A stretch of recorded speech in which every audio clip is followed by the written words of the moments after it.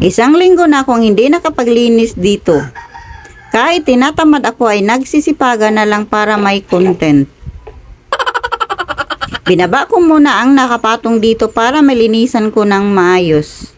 Inuna ko ang heater namin at sinunod ko naman sa pagbaba ang microwave. Medyo mabigat siya pero kinaya ko para may content lang.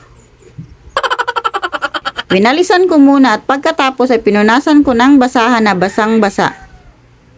Pati ang dingding ay dinamay ko na rin sa pagpunas para malinis talaga tignan.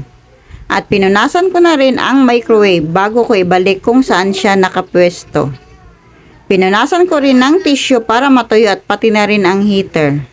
Gamit na gamit itong heater namin, makailang beses kami magpainit ng tubig sa isang araw para sa kape at sirilak ni Bunso. Dito naman ako sa butane namin. Inurong ko muna para malinisan ang pinakailalim nito. Although hindi naman po kami palaging magluluto dito. Mga pansit canton lang upang madali ang luto lang. Kasi may kusina kami sa labas para dun magluluto ng ulam. Pasensyahan nyo na lang muna ang mga gamit ko na napaka-aesthetic. Noon pa po kasi yan, hindi pa nauso ang aesthetic. Sa pagkakalam ko, the more colorful, the more maganda tignan. Parang fruit salad kung maraming sahog, yun ang pinakamasarap. Binaba ko muna ang aming tauban ng plato na napaka-aesthetic para mapunasan ko ng maayos. Kung magtatanong kayo na saan ang mga ina-unbox ko na dish rack, nandun sa kusina ng kapatid kong tunay. Kasi sa kanila po yun, hindi sa akin. For promotional videos lang ang ginawa ko para makabenta. At dito naman ako sa aming mahiwagang lababo. Kanina ko pa yan iniwan ang aming mga hugasin, talagang hinihintay pa rin ako.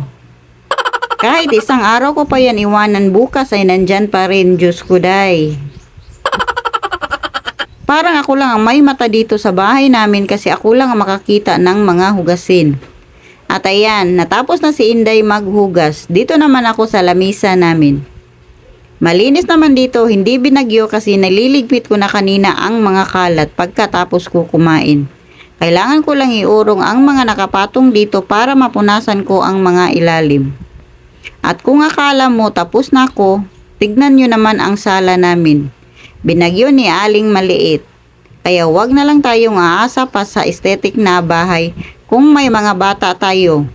Mas gusto kasi nila maladyang siya pang ating bahay. Yun lang, salamat.